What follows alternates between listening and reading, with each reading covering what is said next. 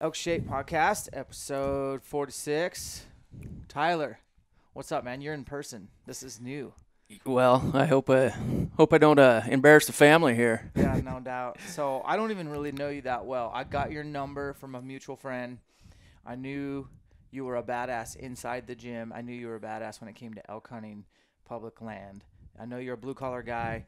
You're like you're my picture perfect person to have on this podcast. So tell us about yourself, your background, all that kind of stuff. Well, I don't I don't know about the preconceived notions about that, but no, I'm just a simple guy. I grew up in a little town on the Clearwater River, Kamei.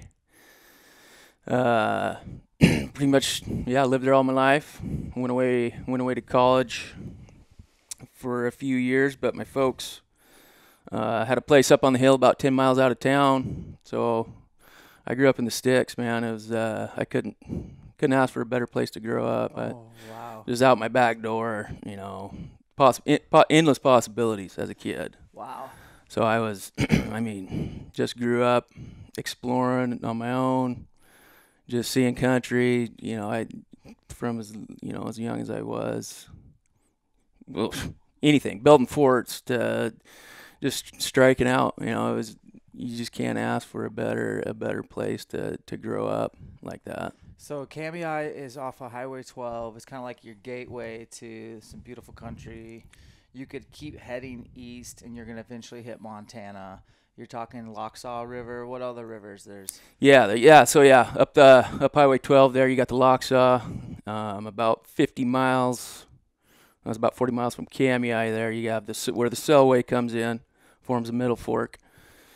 And all that country, between there and the Montana border, and then up to the North Fork of the Clearwater, and then that gets up here, up to the Joe and stuff. Oh wow! So all that country grew up, fishing, and grew up in those mountains and on those rivers. That's pretty cool. How old are you? I'm 36. Okay, so we're real close in age, so we'll definitely get to. Don't let me forget. I want to hear about the evolution of elk. Absolutely. What it's been like for you. You bet. We brought a neighbor of yours on the last one, Dirk Durham. He lives in Orfino. Yeah. He's a badass, and he hunts everything you just said and then some too. And so it was so interesting to me to hear his perspective on heyday, like 90s. Yeah. And even early 2000s, and then just took a royal shit. It did. With the wolves. But we'll get into that. We don't have to be go right to that topic. So when did you start elk hunting specifically, and then when did you pick up a bow? How did that process work? Well, probably pretty common to most kids growing up in this part of the country. I started rifle hunting 12 years old in Idaho.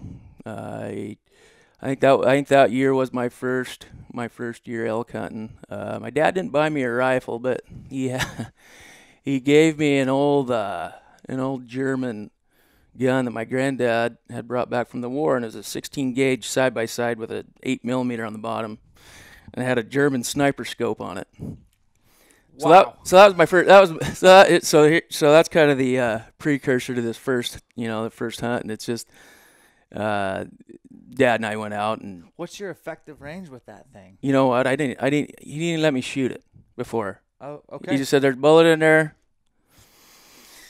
Put that in the." I feel like And I'll find out, and you'll find out why here. Yeah, I was gonna say, I'm pretty sure I know where your dad's head's at there. Yeah. So we found this is rifle season, October. Found a lone bull out in a clear cut, and Dad got a shot into him with his gun, and we're amped up and trailed him, followed him into the brush, and we jumped that bull. Well, I pulled up to shoot the bull, and as soon as I pulled up, the gun gets jerked out of my hand. My dad pulled up and shot the bull with the gun. He was out of ammo, so he grabbed. Yeah.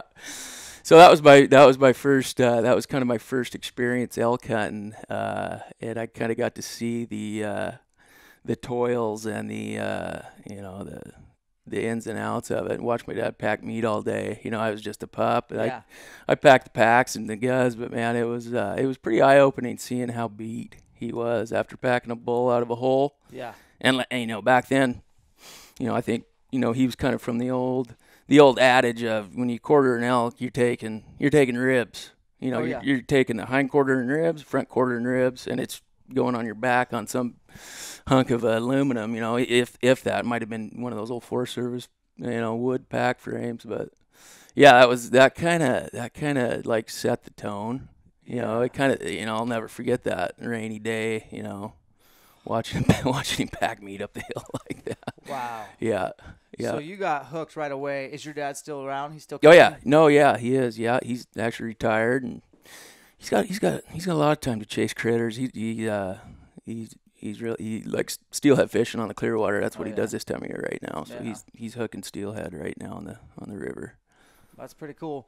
Okay, so you're 12. I say you got a pretty good education in your first time out. When do you finally get into elk and get to hunt for yourself? So shortly thereafter, I think the next year I drew a cow tag down in the in the Clearwater Bay, in those units down there, and I shot a cow. So my first elk was a cow.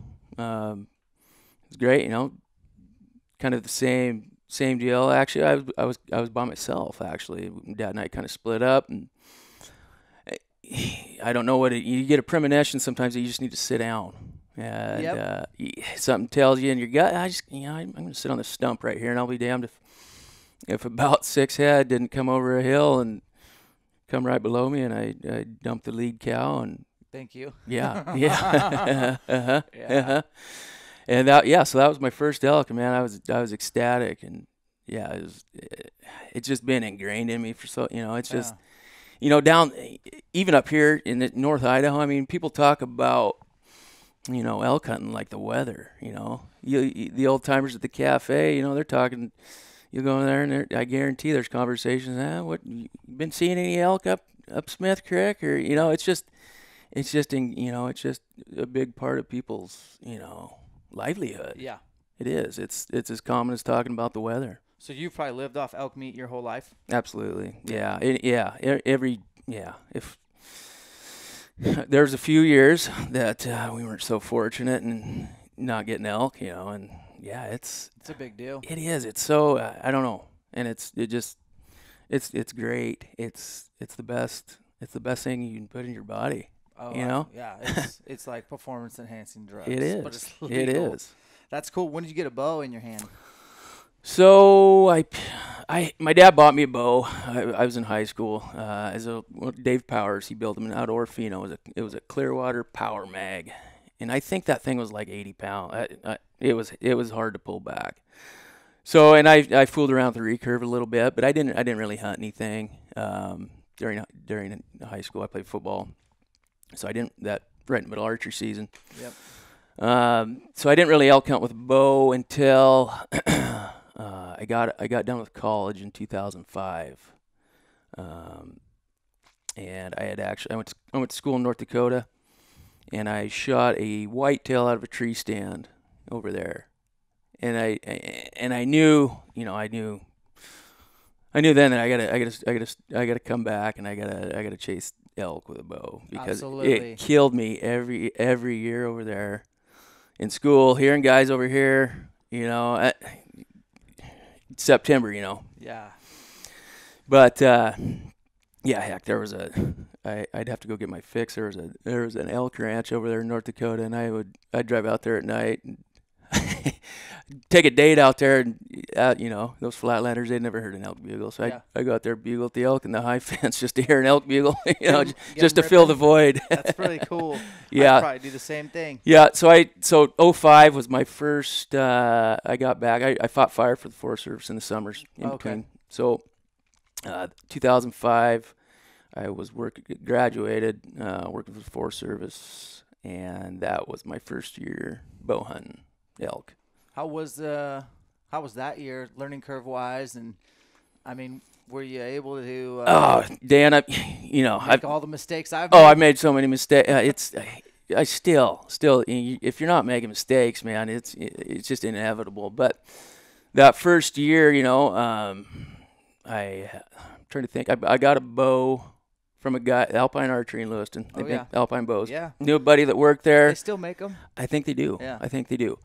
Buddy worked there, and I said, "Hey, what can you got any hot deals on bows down there?" And he got me a bow, so I got set up, got some arrows, got the old 100 grain thunderheads, and I was hitting a target at 40 yards. Perfect. It's good.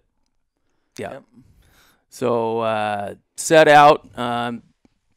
Mostly weekends. But the beauty about working at the Forest Service is that we were always clearing. When we weren't fighting fire, we were clearing roads, clearing trails, and that kind of turned into scouting. Oh yeah. Yeah.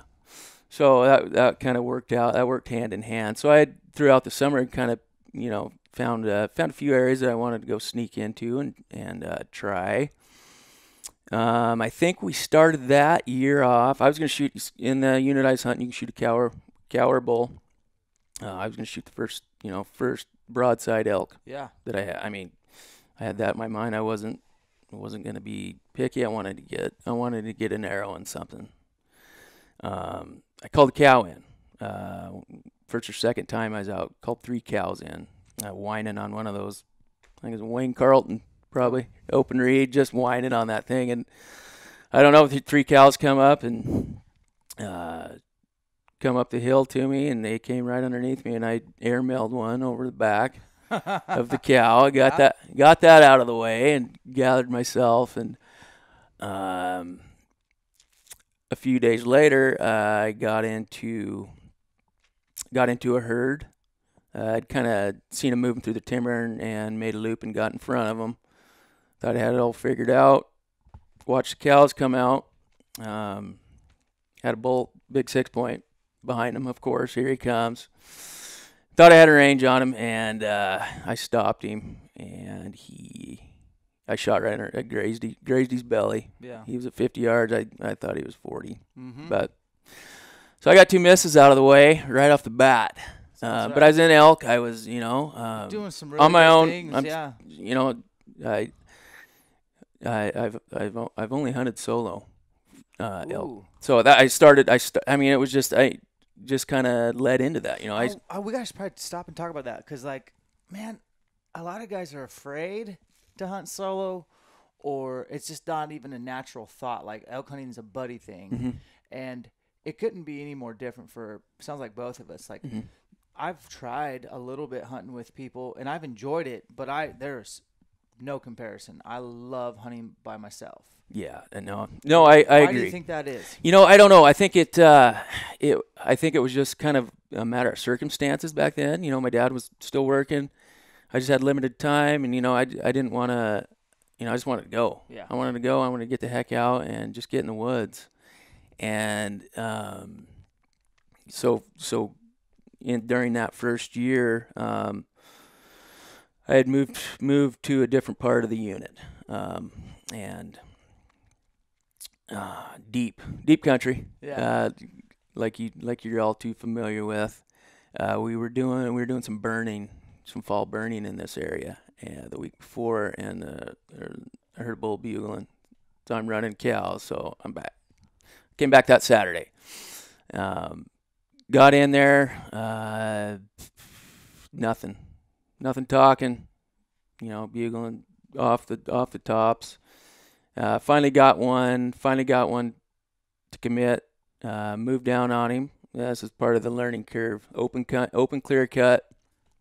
Could see him, and I positioned myself to where I could watch him come in. Well, we all know now that if an elk could see where that noise is coming from, and they don't see an elk, it's not, they're Game over. They're gonna put the brakes on, and that's exactly what happened. Here I am standing out in front of a tree, top of a clear cut. This bull's working his way up, and he got to the magical 100-yard freeze up.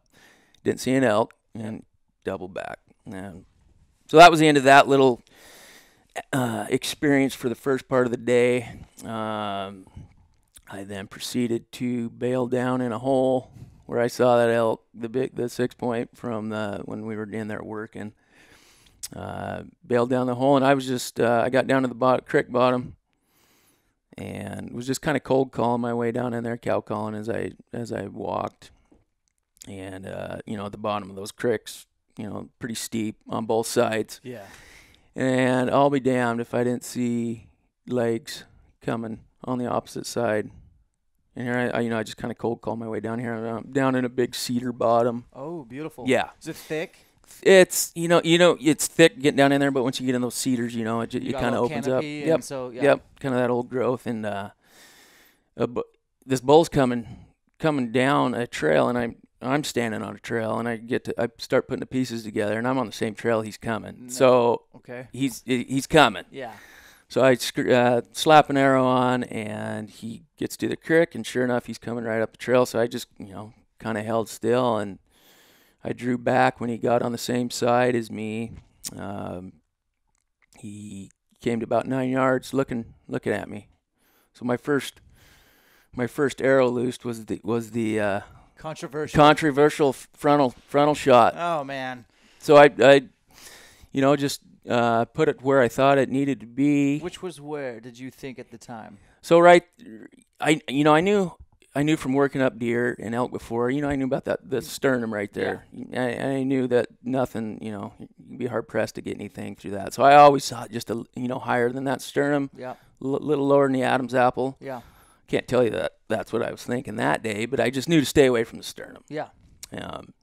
And he stopped. Obviously, he saw me. I was at full draw, and I cut one loose, and the arrow disappeared. And I was rattled. I didn't know if I missed or hit or yeah. It just disappears. I didn't. You were just 9 yards from a big bull. Yeah. And you have hardly any experience with a bow. Yeah. And that arrow's gone. It's gone. Now was he was obviously slightly downhill. He was, slightly down. Slightly downhill, looking straight dead at me. That's probably a dead elk. Anyways, carry on. That's my prediction. No, so, yeah, like I said, the arrow disappeared. I'm rattled to beat hell, and he wheels around and runs off, and I'm kind of watching him, and he starts doing the stutter, and within 15 yards, he's rolling, and he managed to do me a favor and roll all the way down to the creek. Yeah. Yeah. But here's, in a matter of, probably a month, 3 weeks of my first, elk season.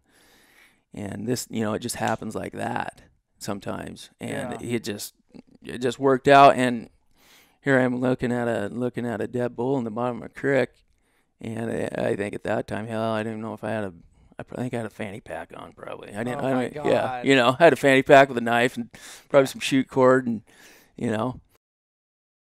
So here we are, go down and look at this bull, and the arrow went in right in that opening, and when I was working him up, it made it all the way through, damn near come out the ass end. That's why that downhill frontal, slightly downhill, that angle, it's gonna go through some stuff. Absolutely, and that's, you hear a lot of stuff, a lot of conversations on that shot, and it's, in my opinion, it's definitely a close quarter shot, and the more straight on, the more straight on they are. If you hit that you hit that windpipe, that's going to cut the oxygen off. But yeah, once you hit that opening right, it does some damage. I don't think it's a bad shot. I think if that bull had been 10 yards further, and then 20 yards further, 30 yards, the further and further you try to do that shot, the odds are down. Absolutely. And you're really doing a disservice to the animal and yourself. I like the idea that it was slightly downhill, because I've seen this year alone, I've seen my dad kill a frontal back in 2009. He was the first person I'd ever seen do it. I was calling for him, and we were pretty close when I was calling, so I got to see that everything happen. It was like an 11-yard shot, and he put it off to the side a little bit and avoided that sternum. Mm-hmm. And that bull did exactly what you said. Went maybe 40 yards and started staggering around and then fell over. It was like, holy smokes. And then he buried it to the fletching. And then this year I watched him take a frontal shot slightly uphill at 5 yards. And then his arrow ricocheted off of a rib into the shoulder blade. Didn't even hit anywhere center. Sure. And that was horrible. That was a nightmare. That bull lived, and not only did that bull live, that bull was bugling that day and chasing cows. Absolutely. It was crazy. I'm glad we caught up and saw that. Sure. I would have assumed that we lost the bull and that he died somewhere. And then I ended up killing my second bull in Idaho this year with a frontal 6-yard shot, slightly downhill, Yep. a little off the center, Mm-hmm. and that bull just died so fast. Yep. Like 30 yards. Yep. Okay, so all that is to say is, guys listening to this, I just got to remind them a couple things. Tyler grew up in the sticks. Tyler grew up building forts, running trails. So you're already a woodsman. You're already in the mountains. You're in the backcountry of where you're hunting. You have your dad, a mentor, taking you, teaching you, you're understanding elk behavior, elk patterns, elk biology. Then you're a young guy in shape, working for the Forest Service, getting paid to scout elk. You add all those things up, and you know where to find elk. You know where to walk for elk. And who cares if you're a shitty elk caller? At this point, you understand what the sounds elk make and try to get as close to that. That's all you need. But the biggest takeaway, I mean, it's like, okay, this guy, yeah, your elk hunting learning curve was not just 3 weeks there. It was a lot longer. You learned so much through, and a lot of people just don't have that. So there's a lot more to the story. Navigating elk trails in Idaho is difficult. And you had worked for the Forest Service. You're clearing trail. You're fighting fires. The dude knows how to walk on the mountains the easiest, most efficient way. And guess what? That just happens to be the way elk travel too. So I think all those added up to that quick success. That wasn't a mistake. Like, it was a culmination of your upbringing, your mentorship. Yeah, definitely, and like I hit on before, it's just they're big, the outdoors and hunting and bringing food home.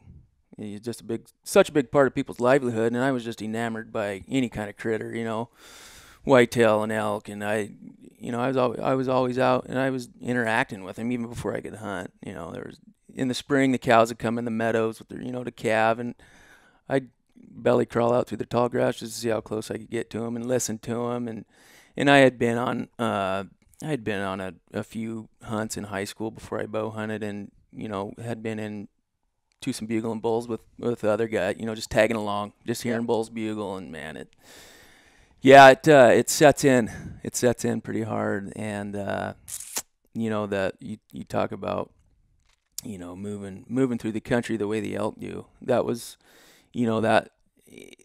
that first year, even the first few years, man, I'd hear a bugle in the bottom of a hole, and I would disregard and bail down. I'd chase that bugle to the bottom of the creek and up the other side. Well, as you evolve and get a little smarter, I guess, and kind of figure things out, those elk contour that steep country. You kind of look like a contour map. The trails that they use contour that steep country. They're not going up and down. They're gonna contour to their beds, to their roosts. And once you can kind of figure that out, it's gonna save you a lot of wasted energy. Oh my gosh! I wish someone would have told me that when I started. You gotta, such an idiot. You almost have to live through that process to really have it click and appreciate these things. They move with the path of least resistance. When you start using their paved roads, their highways, their freeways, you run into them more. You know what I mean? Absolutely. And you cover ground more efficiently. Energy is probably one of the most precious commodities in the backcountry. Absolutely. And whatever backcountry means, that's such a loose term, but you know what I mean. Yeah. When you're a long ways from the truck. Yep. That's my term of backcountry. So take us through from 2006 to present. Now, so people should know, I don't know Tyler very well yet. We'd be buddies if you lived closer. Tell us about, here's what I know about. I just know you hunt solo, and then I see pictures every year in, year out, of big old herd bulls killed by this guy who's pretty jacked, blue-collar dude who's busting his ass. And I want to hear as much secret sauce as you want to give away as far as how are you doing it? How can we be like Tyler? Well, I don't know. Like I said, man, I've had some luck in the Elkwoods, but I would much rather people know me as, that good friend, a good father, a good husband. That's, Yes. First and foremost, that's my main, that's my concern. That's my main, Sure, certainly. And how many kids do you have? I have two. Little boy, he'll be 6 next week, and then little girl's 3. Oh yeah, so I get it. Your life's really busy. You bet. Oh yeah, Yeah. But it's, I mean, that's what I was put on this earth for, for sure, for to certain. care for them and to look after my wife. Yeah, definitely. Yep. And so this is even better. So you're a solo hunter. You've had a lot of success. You have a lot of prowess in the backcountry, and now I know you're balancing work and family because you can provide, being a dad, taking care of kids, being there for him. I mean, you have to juggle selfish ambition. Absolutely. How's that worked these last 6 years as you've been a father? Definitely. You just have to, you put them first and foremost, and your hunting time comes second. It's there. It may be limited, and that's part of a big reason that why I hunt solo. I've got a great bunch of friends, that would take the shirt off their back for anybody, and we kind of have that common thread there. But I just, that my time in the woods is short, and I don't want to be that guy that hunts with a guy and I kill a bull the first day and he's still got a tag to punch, and I can't. You're like, okay, great, I'm going home. I can't, and I don't want to do that. I don't want to do that. I'm not going to do that to my friends. Yeah. And there's so that just from the schedule and to keep things going smooth at home. It's just easy for me to set my own schedule. Here's my days blocked out. I'm going. Yeah. So that's kind of, and then as things grow and things get busier, we're going to have to do a little more forecasting. I like the idea of getting things on a calendar and marking things out and making sure you got your dates. Yeah. Here's what we're doing, family stuff. Everything's communicated. Absolutely. And I got to do a better job of that.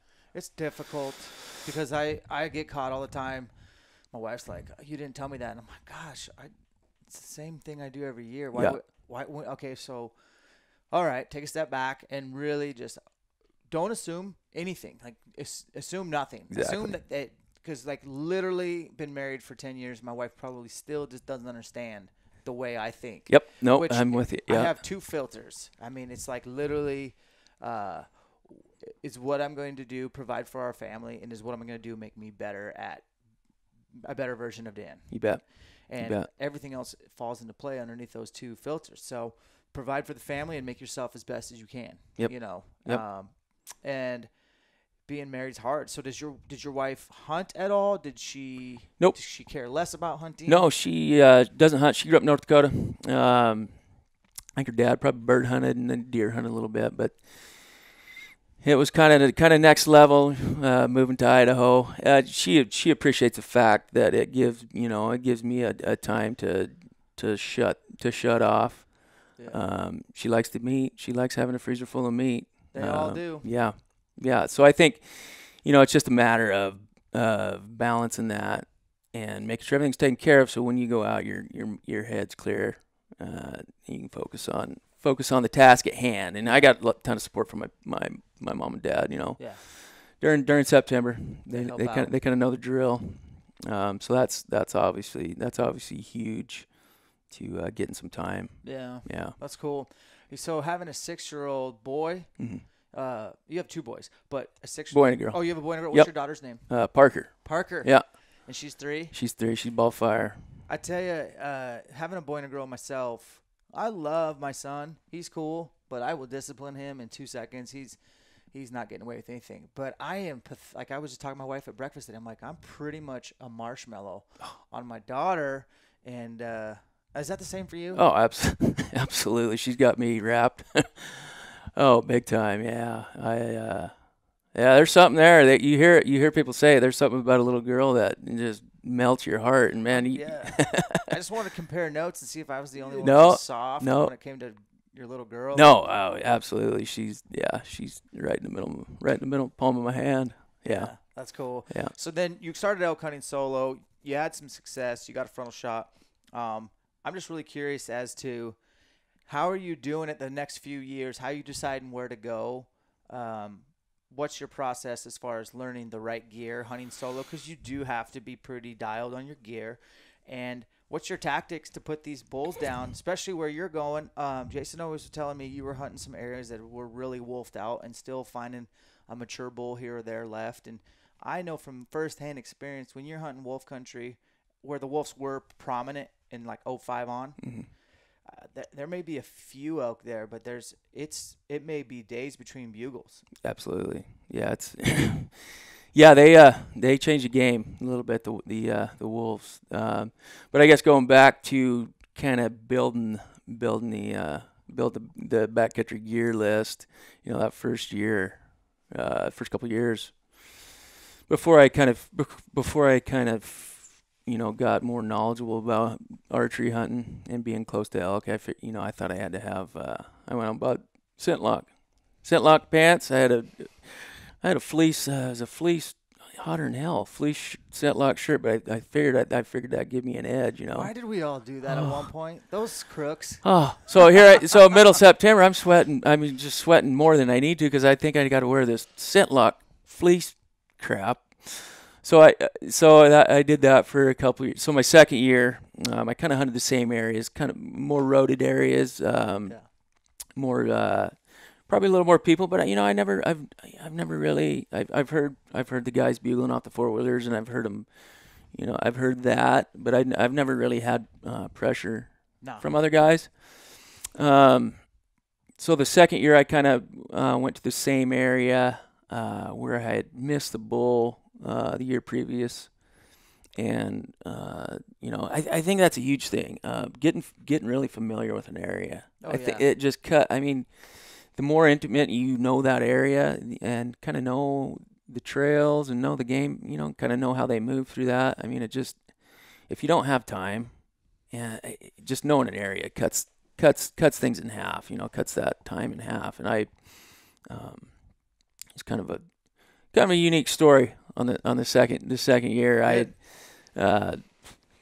was working the same area and just kind of cold calling, cow calling. That was kind of what worked the year before, so I was going to do the same thing. As I walk through the woods, just cow calling, and heard a bull bugle. And I was actually on my way back to my pickup. Heard a bull bugle in the timber, and I just kind of slipped off and felt the wind, coming uphill. Thought everything was good. Got in there, and I let one kind of just a spike squeal, what I thought would sound like a spike squeal, and a cow call. And I see legs coming. So here we go again. And got an arrow on, and here come a bull. He stopped broadside at 31 yards, and I let it fly, and heard him crash like instant, within 20 yards. Yep. And I just kind of in disbelief right now. It's hit it. I've second year in, and I got another bull on the ground. I just can't. Kind of hard to believe. Yeah. So I got down and started working him up. Took some pictures or whatever. It's still kind of like, how the hell did this happen again? This is easy. I know, guys. You just hear stories from guys that, it takes, they may go years without, I think the average is still 7. Yeah. That's what I'm hearing. Yeah. So I could, just very fortunate, very lucky. But I started working this bull up, and I got to looking down the ridge, and I could kind of see the road. It was probably 150 yards, maybe 120 yards, probably. I didn't realize where he died, that he was that close to the road. So I had the bright idea that I was going to try to drag him whole. Makes sense to me. So I went down and scouted out and cleared a bunch of brush out and went back up and spilled his guts, get those heavy things out. And I backed my little pickup up to the cut bank, and foot by foot, I dragged that bull.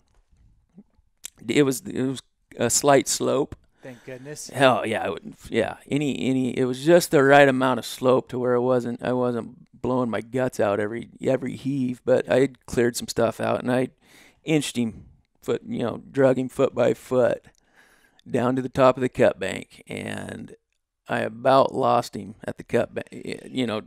trying to get him in my tailgate, and if I lose him here, I'm gonna have to quarter the damn thing on the road. Yeah. So I got him. I got his head, like his head in the back of my pickup, and I heaved. I think I probably gave myself a hernia, but You probably did. I got him. I got that son of a gun. I got him loaded whole in the back of my little pickup. You know, driving, feet sticking out, horns sticking out. I'm just picturing like a little Toyota. It was a little, it was a little Chevy Colorado. Oh, a little Chevy Colorado. Yep. Okay. Yep. And so, you know, just kind of, just circumstances were right, and I guess I was dumb enough to even think about that. But so I pull in the driveway, and I kind of see my dad cocking his head as I'm getting closer, and he's like, what'd you do? He's like, what happened? I said, killed a bull and I loaded him by myself. He's like, you did not. I said, yeah, I somehow got him in the back of my pickup. And oh yeah. No, So I don't know if I don't know if he still believes me for that day, but it was a fairly big bodied bull too. It was just a matter of the right circumstance, yeah. And it was nice. We laid him out on a tarp, worked him up. Got everything super clean. My first bull, we didn't know anything, and we got a 4-wheeler and trailer, kind of like what you described, like backed up to some cut bank, with some come-alongs and ropes and 2 guys, and we barely gutted it. Of course, we got it whole. We didn't know. Yeah. We didn't know anything about. My dad did not grow up elk hunting. No, and he had never been with a dead elk until I shot that one with a rifle, and I'm like 19 or 20, I can't remember, and we pulled it up. We just thought that's what you did. Yeah. The one thing that was cool to remember is we just had this chain hoist. And got it all the way up there like a deer. Yeah. Hanging and just skinned it. Oh, isn't that nice? And we just couldn't believe how big an elk was hanging. I mean, that really put into perspective compared to a deer, because that's all we've known is deer. Absolutely. Yeah. It's crazy. It is, and that's one of those once in a lifetime deals. I want to do that just to see if I could do that solo. That's got to be, people just looking at you like, what? It'll never happen. There's probably guys still skeptical about it, but I believe it. It was the right circumstances, and I was just dumb enough to, I'm going to give that a shot. I think I can get it down there, and by golly, it worked. That was pretty lucky that all came together. So that's incredible. Yeah, that was my second year. You're 2 for 2. Yeah, which is, jeez. Yeah, it's awesome. Yeah. The next I got married that next year. 07. Yeah, 07. I don't know. My luck kind of went dry in the elk woods for a year or two. Nothing to blame other than just elk hunting and making mistakes and just learning, just trying to learn. It's the missed opportunities that keep you awake in October. You know what I mean? That's what plays through your head, and it's a game of inches. Too. It is, and you gotta. I mean, if you can take those missed opportunities, and you can get mad and get pissed off, throw your bow, and do all that, or you can kind of replay that in your head and figure out what you're going to do next time to prevent that. And I constantly do that. I do that with everything, though. I'm constantly replaying things in my head and trying to not make those mistakes. Well, can you tell us what some of those mistakes were? Okay, so tell us what maybe some of those mistakes were that you did early on that you haven't repeated. Like we talked about, chasing bugles straight off into a nasty draw or a nasty alder patch, gradually learning to move how the elk move in that. I mean, I think that's huge, to kind of, if you can pick up on that stuff early, that's huge. That saves a lot of energy. Getting obviously the wind, the wind is king. You cannot cheat the wind, and it's not going to be good. It's not going to be good all the time. You just have to. You're not gonna get the perfect wind a lot of the time. You just got to move in. You got to make a play you got to strike when the iron's hot, so to speak. Yes. Because it's just not constant. Is it tricky learning the wind scenarios, it's a lot more than just, oh, the wind's coming out of the southwest today, Yeah, versus when you're in the mountains, it's its own kind of it weather is. and its own You bet. topography. Like, still to this day, I hunt new places and I have to like, oh yeah, that makes sense. The wind would do that. You still can't always predict exactly what the wind wants to do. Yep, absolutely, absolutely. Yeah. So kind of paying attention to the terrain and and getting familiar with an area. I kind of after that second, third, fourth year, I kind of moved into some more remote country. Yeah. Just kind of by circumstance, and the wolves had really, really moved into those areas that treated me good those first couple years, I and bet. it just I didn't have time to deal with that. So I kind of picked up and kind of with another buddy explored a new area, and nobody didn't see anybody else scouting or hunting. So we gave it hell, and that kind of entered a whole new learning curve. Oh yeah, right. Yeah, a lot steeper country, different. There's not a lot of roads to speak of.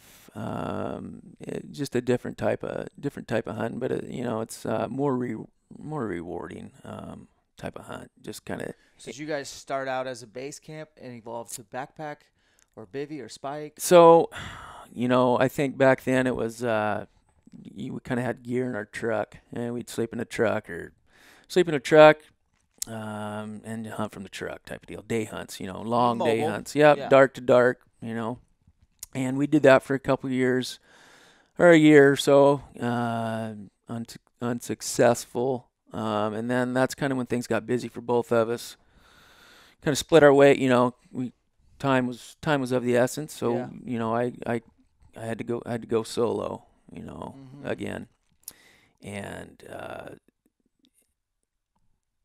just kind of picking up where I left off. We kind of found the area together, but we were good. We were both gonna hunt it. We just our schedules didn't line up. And, Yeah. it was he's a great friend of mine, and we just kind of went our own ways in the same area. Yeah. Kept touch. We knew where each other was, and Yeah. we always touched base and stuff. But I just kind of struck out on my own and just found elk, found some elk. I think that that first year up in the new country solo, September 11th, 2000, 2010, 2009. Made a big long pull in the morning, sweating, long pull to get some elevation, and I get up to the top to switch my shirts out, and bull's bugling on his own. Perfect. Down way across another drainage from me, and I could tell, I could tell he was going kind of back and forth on a ridge, and I just kind of cow called just to kind of be subtle, and man, he answered me right back, and it's something so I put my bugle tube away, and I just kind of dropped some elevation to kind of get more level with him, and every time I cow call, he would respond, and soon after, I could tell he was getting antsy, and pretty soon I could hear him coming down. I mean, it's probably 600 yards across a big drainage. Wow. And here's this bull. I could hear the brush cracking, and I was like, oh, my God, is he coming down? Because he had to go down and then grab another, 400, 500 feet to get to my level. So, yeah, he's coming. And, yeah, I tracked him down to I could tell he's at the bottom of the creek, and check, the wind starting to come up, mid-morning. Wind starting to come up in my face. I was like, oh, this might work out. And sure enough, he starts coming up the other side, and I had, just from those hunting those few years and knowing how elk pinpoint noise, they'll hone in on that last call. Yeah. And when you're hunting solo, it all kind of came together today on that day. Yep. As far as putting it all together, but when he got up on the same side as me, we're parallel. Yep. and I could take, he was inside 100 yards probably. I could think. So I cow called. It was kind of semi-open between us, but I cow called and moved up the hill, probably 35 yards, and he was coming, and he came. That bull came to that last spot that I cow called. That and gave me a 30 yard broadside shot, and I got an arrow in him, and he made it a little ways down to the bottom again. But I mean, that just showed me right there that they hone in. They hone in on that last call, and when you're hunting solo, you gotta be able to, you gotta kind of create that illusion. Yeah. So what are some ways to do that besides just physically running up 30 yards? Is there anything else you can do? Yeah. I've call and move. That last, make sure that last call is, Away from you. that they heard that. Yeah. Make sure they're at a place they can hear it, and then either, loop out in front. Make a loop to offer yourself a broadside shot. Yep. That's what we want. I've, in the in the past few years, particularly bugling up bulls, have turn away and display that noise coming from behind, and even bugling straight down into the dirt behind. Yes. Yep. You can do a full volume bugle, so you're not sounding like squeaking on your reed, but you can do a full bugle and bugle right into the dirt. That's and it kind of gives that illusion of being farther away, and that's worked. Yep, I've muffled the end of the bugle. Mm-hmm. You try to kick them out. Yep. Even then, I still don't feel like let's say it's my last bugle and I know he's coming. Yeah. I still feel like I can't stand right where Nope. I made that last. Even if I try to muffle it, I feel like I gotta just move a little. Yep. But you do not need a caller to bugle in bulls or to just call even mature bulls in. I am proof. You are proof. You do not need another caller. Now, it's a little bit easier. Oh, yeah. But I'll tell you this much. When I call from my dad now, I don't let him get out of sight. Like, I don't like calling blind 100 yards away. Like, I want to know what the bull's doing, what the terrain looks like, where he's set up, and then I try to manipulate where I'm at. But calling elk solo ain't no joke. So did you learn how to call on your own? Did you watch videos? I mean, you grew up in an era that I did where there wasn't 1 million podcasts and YouTube wasn't out yet. There wasn't an Instagram. You watched VHS or DVDs. Oh, yeah. What did you have a mentor? Did you know Rocky Jacobson? I didn't know. He was from lives in Cami. Yeah. But I didn't. I don't think he did at the time. He lived in Orfino. I think they grew up in Orfino there. Right. But my dad, as far as calling, I just remember him earliest days with a reed blowing his bugle. Man, I thought that was the neatest thing. Oh, so your dad was using reeds? Yeah. Diaphragm reeds at. That's so okay. That's pretty rare to do it back then. So cool. I've had reeds. I've had a reed in my mouth since I was a pup, and I was that annoying kid at school that would bring a reed to school and turkey yelping in class and things like that. So, and then obviously watching everybody watch the Primos videos. Man, I had the new Primos video first right when it came out. I watched those guys. Dude, those guys ruined me. They made me think that elk hunting was like what I saw them doing. Turns out it's not. Opposite. Yeah. So you're a public land hunter, man. You buy your tags over the counter. Have you always been that way? I have, Dan. Yeah.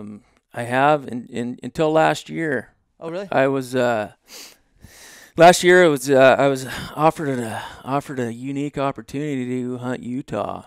Okay. And a lease, a private ground. Okay. So with guided. Oh my gosh. Yeah. Yeah. So Tell me about it. So I'm like, well, I'm not quite sure how this is going to be, but it was a group of friends, a group of us friends going together, and that's kind of what I want. That's what it was going to be about this time. Yeah. But going in, I wanted to, I didn't want to be the guy. I didn't want to be that guy that's guiding the guide type of deal. You know, I just wanted to keep a low footprint and just kind of let things play out. And luckily, man, the guys were awesome. The guy that was hunting with me, really elky guy. I mean, he'd been around the block, and we kind of, had a game plan going in. We kind of had a little, I told him how I had killed elk in the past, and our ideas kind of lined up, Oh, and great. it was just like hunting with a buddy. That's cool. So it What part of Utah? So we were Trying to picture the terrain. Yeah, north Morgan, just Logan, north of Salt Lake, an hour toward the Wyoming border, just kind of north. Wow. Yep. Yeah. Yep. Some Beautiful. pretty good country. Oh, beautiful. The postcard Aspen, Yes. high elevation. I heard you get the opportunity Yes. to go to Utah. I had an empty freezer too, because 2017 did not pan out. Yeah. So, I'm like, you can't pass that opportunity. It's seductive, right? I mean, it's like it's very alluring to go try something like that and see. That's why I'm like, okay, well, let's hear how you experience. Like, Absolutely. what'd you think afterwards? It was a great experience. Different terrain, obviously. We were pretty much on top of the country, 8,000 feet. Those aspen that I've always dreamt about. Hunting elk in aspens, man. Primos videos, of course. So yeah, we were in the aspens, and for the most part, it wasn't a gimme. It wasn't a gimme. Like I didn't have any, concept going in that it was going to be a. There wasn't a 350 bull around every tree. No, and the weird, I had an empty freezer. I wanted to get meat. I've never passed on a bull. I've never passed on a bull that I've had my bow drawn back on. Well, once you've been exposed to elk meat every year, Mm-hmm. like Mm-hmm. I don't know. I can't imagine not having elk meat. I've gotten close 2 years ago where I passed too many elk, and then this whole winter came in and shut the elk hunting down for a full week. Yeah. And I was like, that was my prime vacation days, and here we are. It's the 20th. I got 3 days left, and I have 2 elk tags, and I haven't even killed an elk. Yeah. And that feeling is not a good feeling. Of what if I don't have elk meat this year? What am I gonna what do? You have to go buy beef meat? What? No, Oh, so you were bloodthirsty. Yeah, absolutely, man. And like I said, it was a good, a good group of friends, and that's what it was. That's what that was about. I wasn't going to be, there were some guys that were with us at first year at archery elk hunting, and I wanted everybody to have a good experience. Yep. And if the opportunity arose, I was going to take advantage. Sure. And was lucky enough to kill a nice bull down there. And it was, elk hunting is elk hunting. Getting in, the same tactics apply. The country's a little more open. Yeah.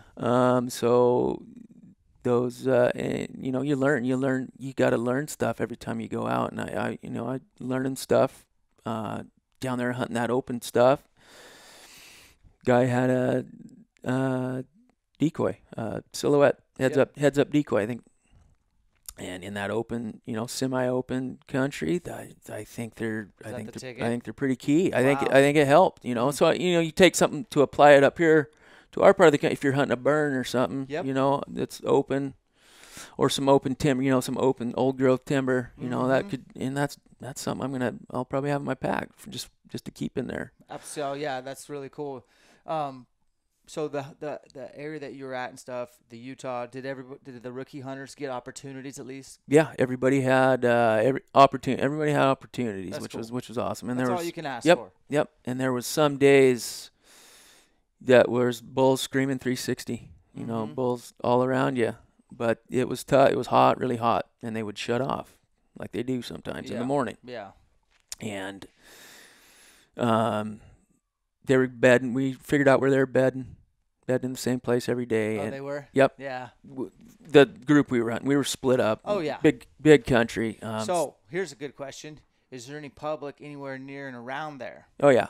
Yeah, so it was where bordered. You were checking your Onyx going, okay, I could poach a little bit of this, and when I say poach, I mean just access some public. No, absolutely, and it wasn't like there's absolutely not a high, it was a high fence deal, nothing like that. It was just a leased chunk of ground that they hunted on, and there was like CMWU ground all around it, and then some other private ground. Yeah, but.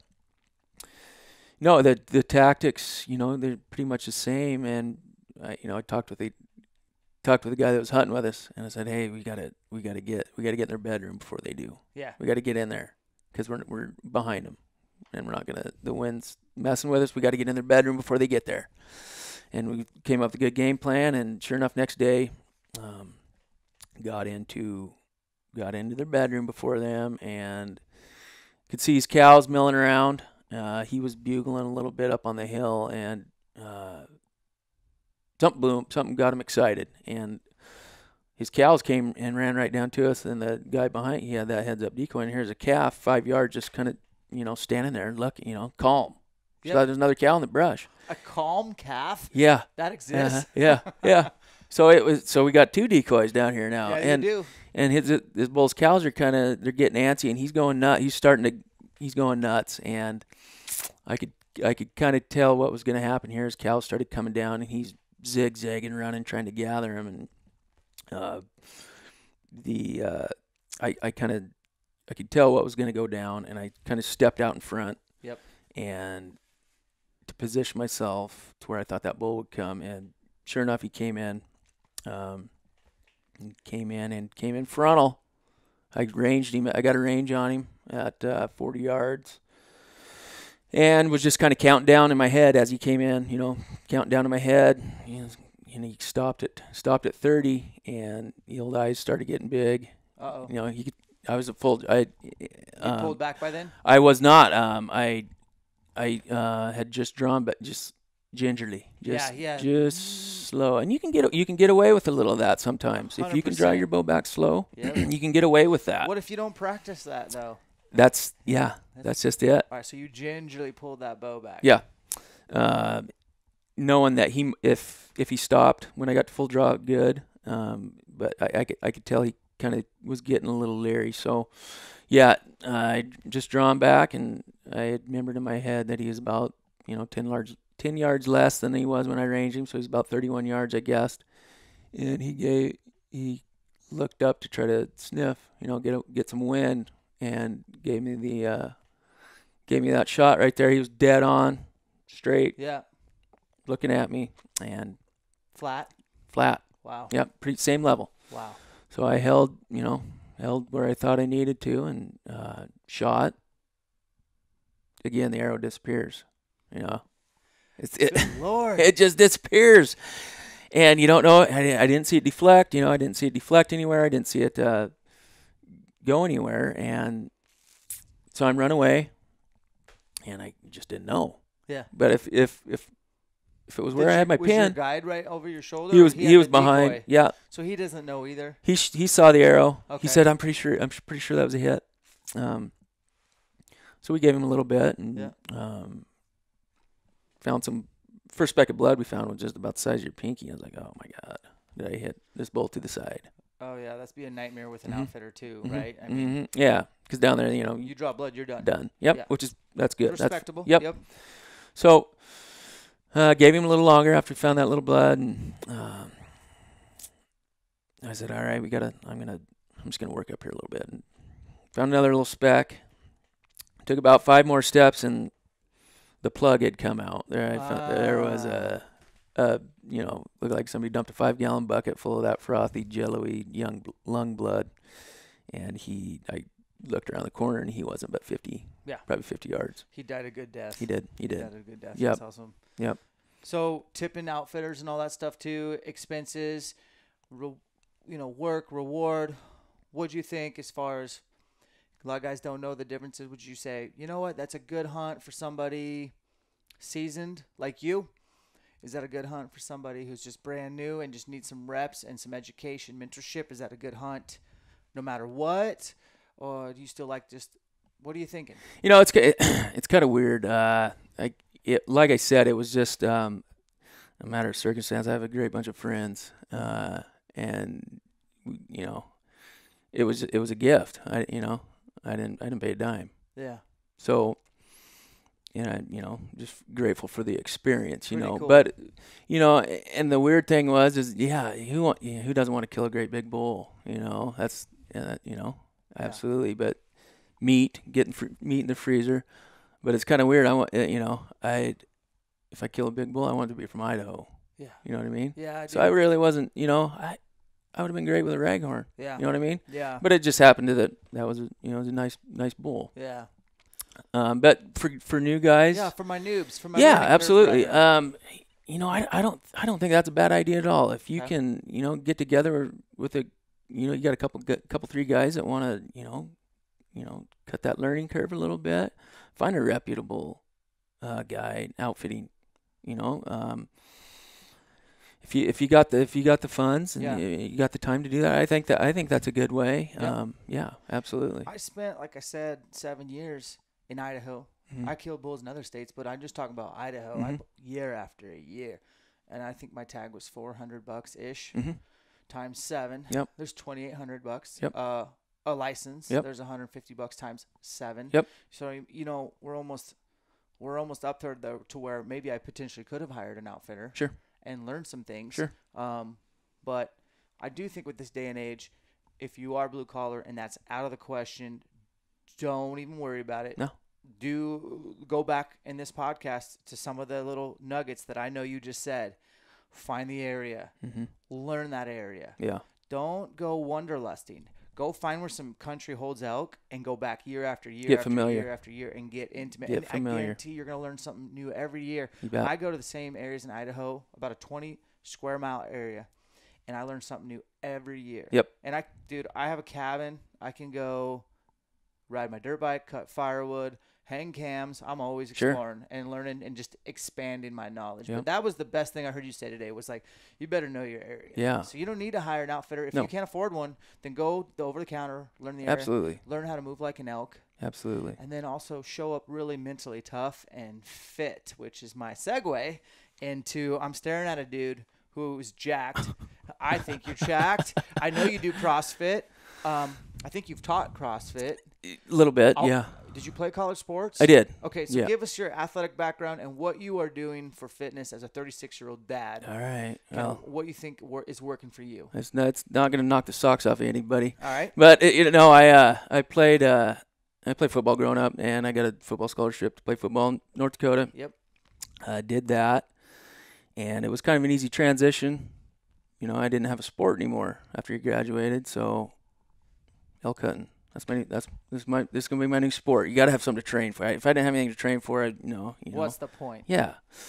So I kind of adapted that, and in the first few years, I wasn't really doing anything elk hunt specific to train for. I just trying to maintain, And then I got introduced to CrossFit, dove right in. Good buddy of mine used to train at your gym, turned me on to it. He said, you'd love it, try it. So I did. I went all in, and yeah, I loved it. It just fit, that filled that void from playing football and training like I used to. And I started noticing stomping around out in the woods, man. It was, having just that edge, because packing elk meat is the toughest thing you will ever do. It is. I mean, it is. I mean, you can, even if you're at the top of your game, you're gonna suffer. You're gonna pay a price. It's all right to suffer. It's all right to suffer. Like, kids growing up these days, it's all right to suffer a little bit. You got to push that threshold. But CrossFit definitely kind of opened my eyes to some avenues there to help with that. Yeah. So it opened your eyes right away to, hey, I can train Mm-hmm. for my sport, hunting, Mm-hmm. through CrossFit. I can compete alongside trustworthy peers. Yep. But I want to kick their ass. And that pushes you. Yeah. And there's a healthy way. Definitely. I mean, I got to backfill a little bit. Hey, there's a healthy way to be competitive. Oh, for sure. I definitely went through my stage of an unhealthy approach to CrossFit. Sure. Where it was consuming. We were trying to get to CrossFit games and Absolutely. win competitions. And no. Looking back now, I'm at a good spot with it. Good. I spend 1 hour a day. Yep. Exercising. I don't even call it training anymore. I feel like I'm exercising, and I'm going to win the day.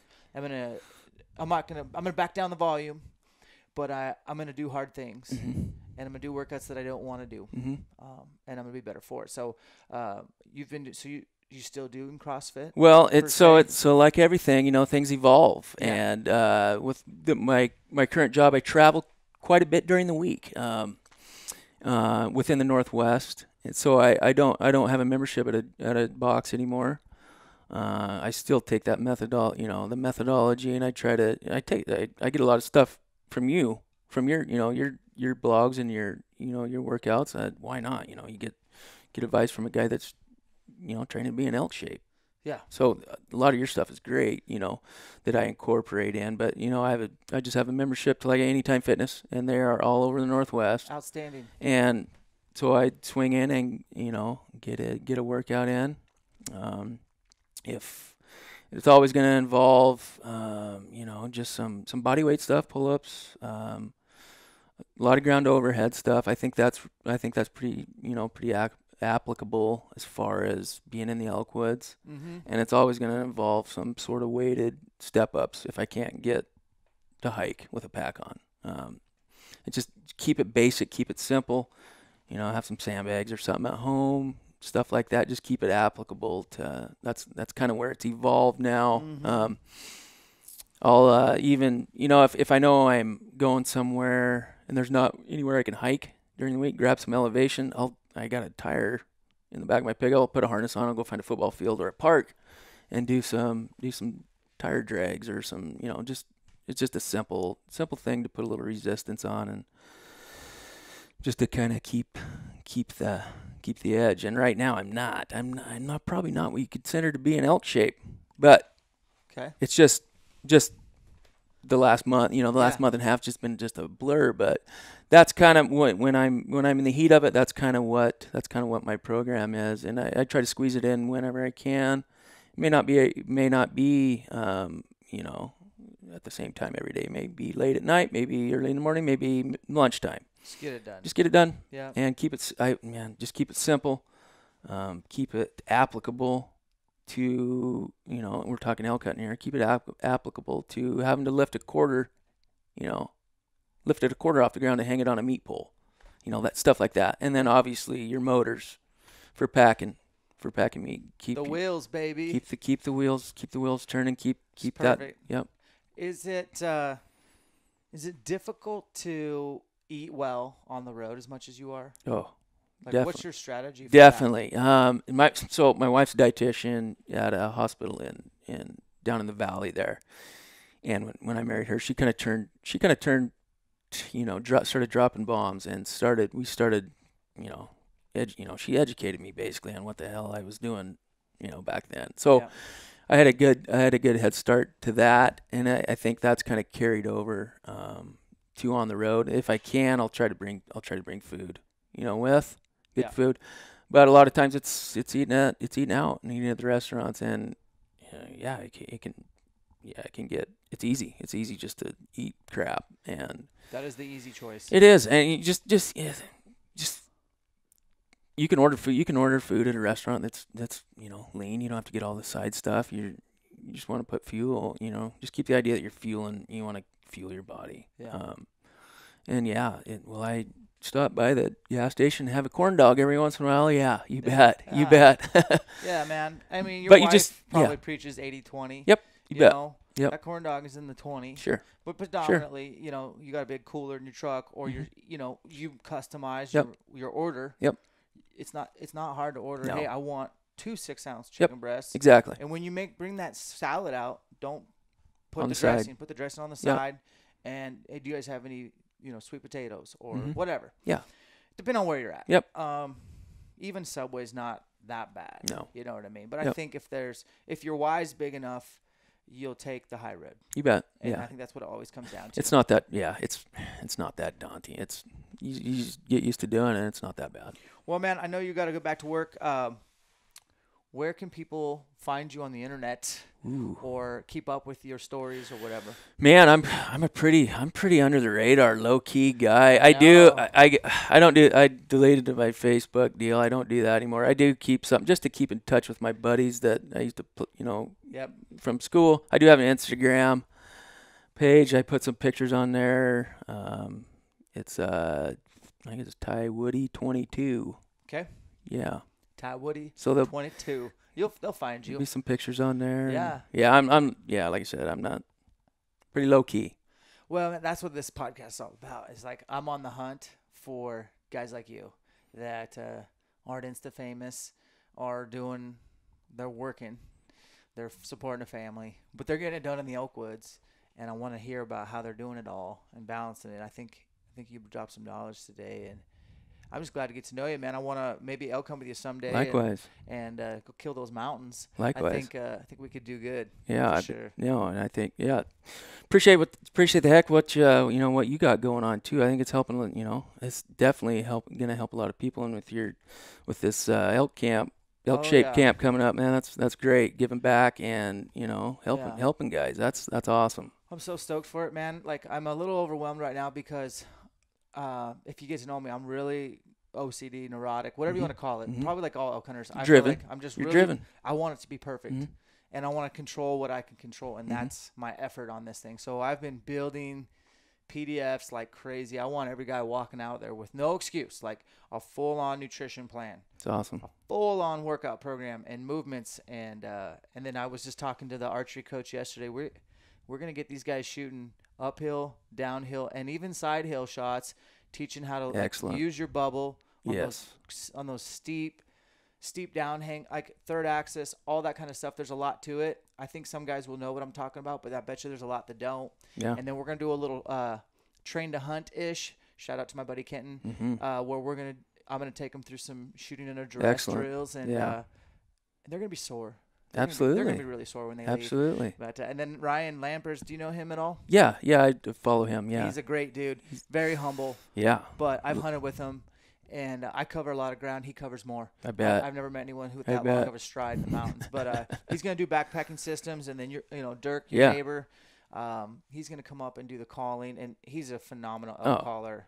Y'all need to watch him on the Land of the Free 2.0. Yeah. He's on there quite a bit. Absolutely. I just pretty much humbled and grateful that we get to do this. We have a gym. We have an archery range.